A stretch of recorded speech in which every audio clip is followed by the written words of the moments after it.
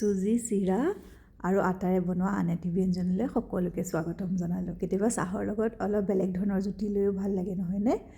আহকচোন বনাওঁ আজি এবিধ ব্যঞ্জন। তাৰ বাবে 1 কাপ চুজি, 1 কাপ চিৰা, 1.5 কাপ পানী একেলগে মিহলাই 20 মিনিটমান সময়ৰ বাবে ঢাকি থৈ দিলোঁ।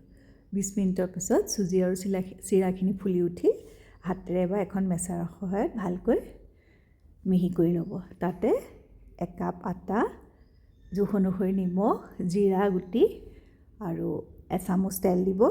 আপুনি 1/4 স্পুন কুকিং চ'ডাৰো ব্যৱহাৰ কৰিব পাৰে, তেতিয়া বেছিকৈ কোমল হয়। মই কিন্তু ব্যৱহাৰ কৰা নাই, তথাপিতো খাবলৈ খুবেই ভাল হৈছে।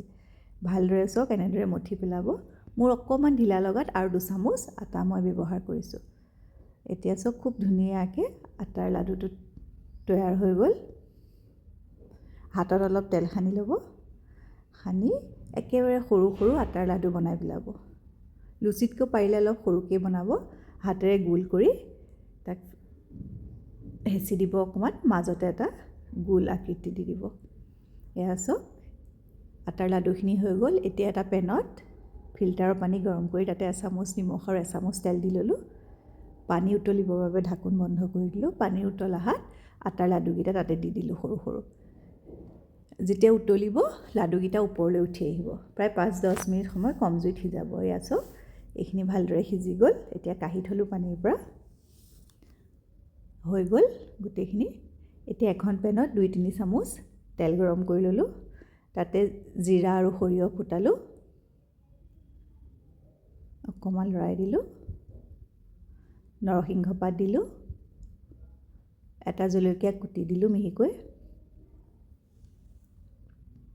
আধা ইঞ্চি আদাও মিহি মিহিকৈ কুটি তাতে ঢালি দিলোঁ। এটা বিলাহী মিহিকৈ কুটি দিলোঁ। বিলাহী আপুনি বেছিও ব্যৱহাৰ কৰিব পাৰে, 2টা বা 3টাও ব্যৱহাৰ কৰিব পাৰে। তাতে ধনিয়া, জলকীয়া গুড়ি, জোখ অনুসৰি নিমখ আৰু অকণমান গৰম মছলা দি দিলোঁ। মছলা নিজৰ ইচ্ছা অনুসৰিও বিভিন্ন ধৰণে ব্যৱহাৰ কৰিব পাৰে।